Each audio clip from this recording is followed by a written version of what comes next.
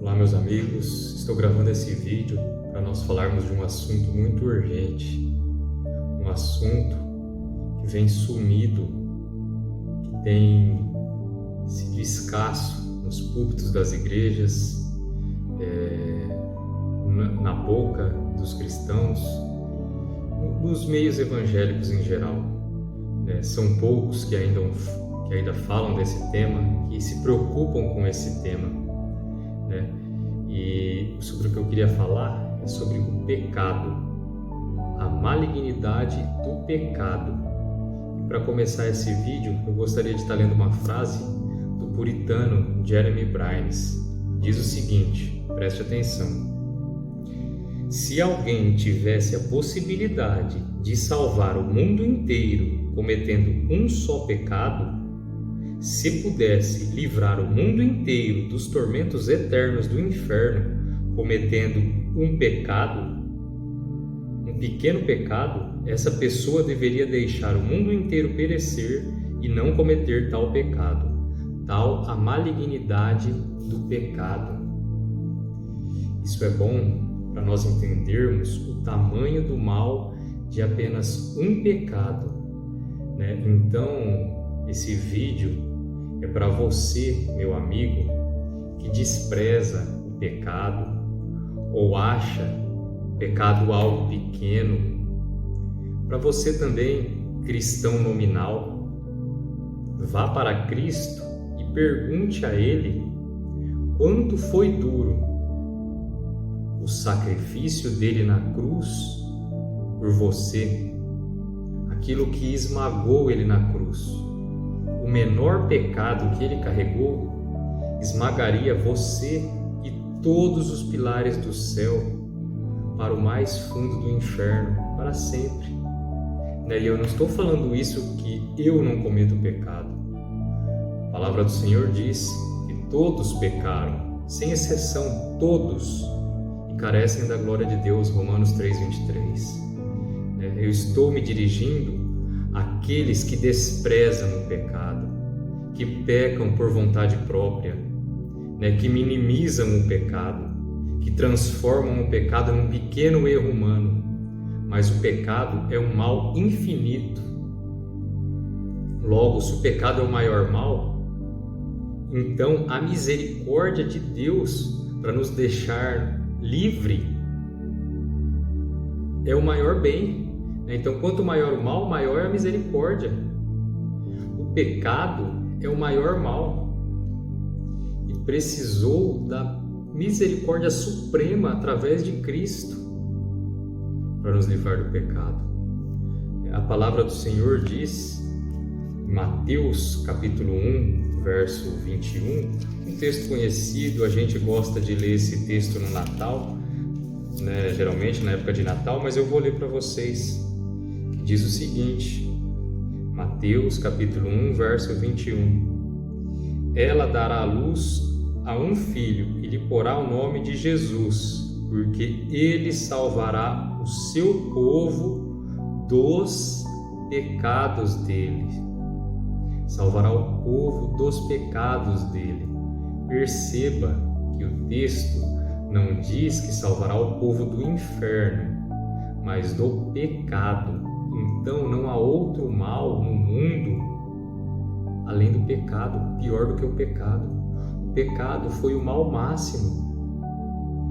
Então, para nos salvar desse mal, precisou-se do bem máximo, do bem maior. Davi disse no Salmo 32, bem-aventurado aquele cuja iniquidade é perdoada, cujo pecado é coberto. Bem-aventurado o homem que o Senhor não atribui iniquidade e cujo espírito não há dolo. A gente lê lá em Salmo 32. Então, aquele que minimiza o pecado e está decidido em permanecer nele, é aquele que enfatiza o pecado e não quer se livrar dele, Esse sim está cometendo o maior mal. Tem uma frase muito conhecida, tem pessoas por aí que dizem, muitos já ouviram, eu já ouvi incansáveis vezes, né? Eu também já disse essa frase quando não conhecia plenamente a palavra de Deus, não que eu conheço agora, né? Mas a cada dia, quando nos debruçamos na palavra, a gente vai aprendendo, né? Nem se a gente passar uma eternidade, uma vida toda na palavra do Senhor, vamos apenas arranhar a superfície do conhecimento e da sabedoria que contém esse livro. Mas tem pessoas, né, que dizem assim: Deus odeia o pecado, mas ama o pecador. Negativo, meu amigo, isso não é bíblico. Deus odeia o pecado e odeia quem pratica o pecado e se ira com ele. Se a gente for olhar lá na palavra do Senhor, em Salmos, capítulo 5, verso 5, eu provo para você isso. Deus odeia o pecado, odeia quem pratica o pecado e se ira com ele. Salmos, capítulo 5, verso 5, diz o seguinte: os arrogantes não permanecerão à tua vista, aborreces a todos que praticam a iniquidade. Então Deus não ama o pecador. Aborreces a todos que praticam iniquidade, que praticam pecado. Ele aborrece, né? Então isso não é bíblico. O Salmo 11,5 vai dizer a mesma coisa. Está lá: o Senhor põe à prova ao justo e ao ímpio, mas ao que ama a violência, a sua alma abomina. Então Deus abomina o pecador. Deus não ama o pecador. Você compreende isso? Você que minimiza o pecado, você que quer permanecer no pecado, né? Considere o que aconteceu quando Deus expulsou os anjos na rebelião, na eternidade.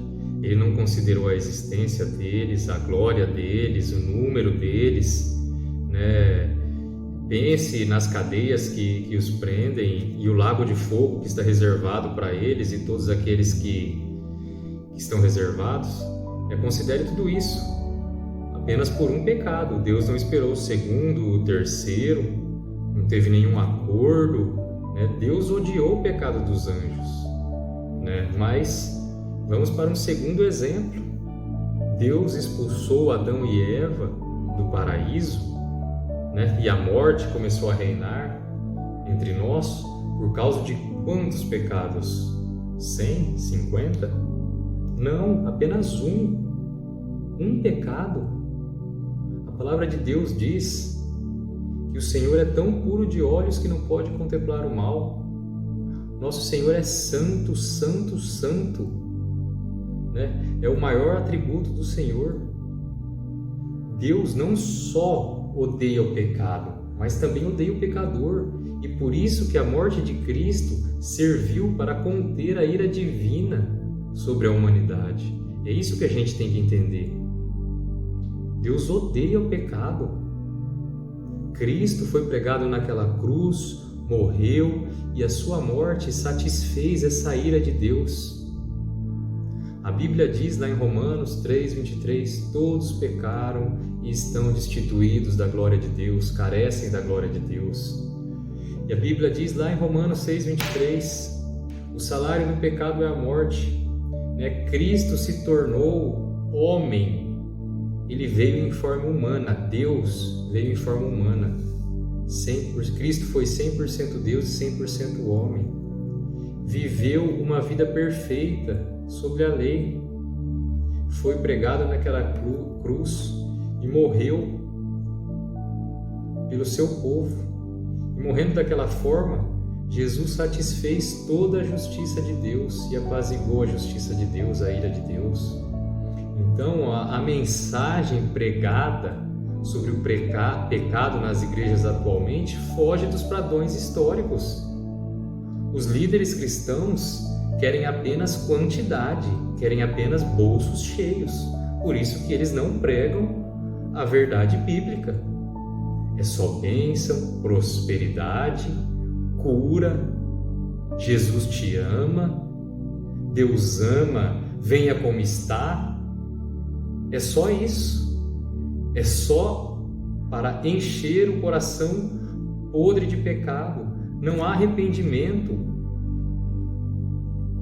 Talvez você nunca tenha visto isso, porque se você lê os livros históricos, né, os pregadores antigos sempre disseram isso.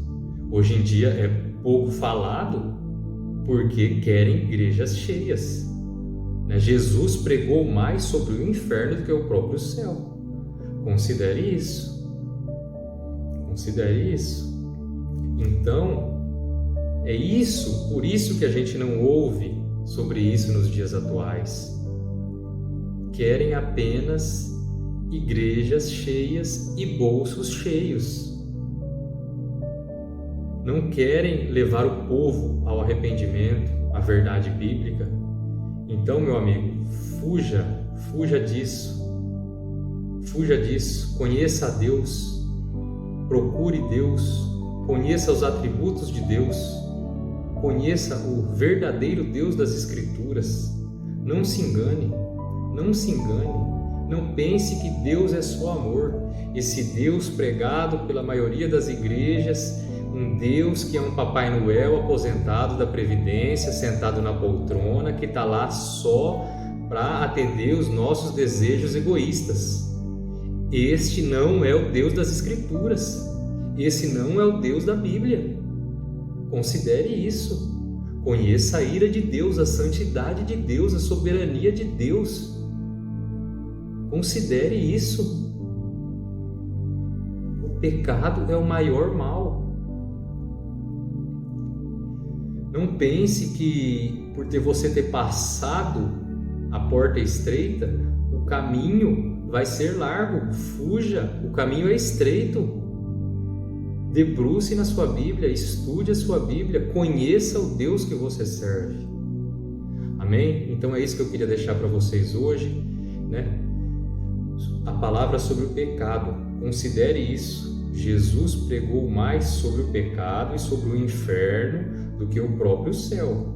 Considere isso. Ele queria passar para a gente uma mensagem. Amém? Deus abençoe, um forte abraço.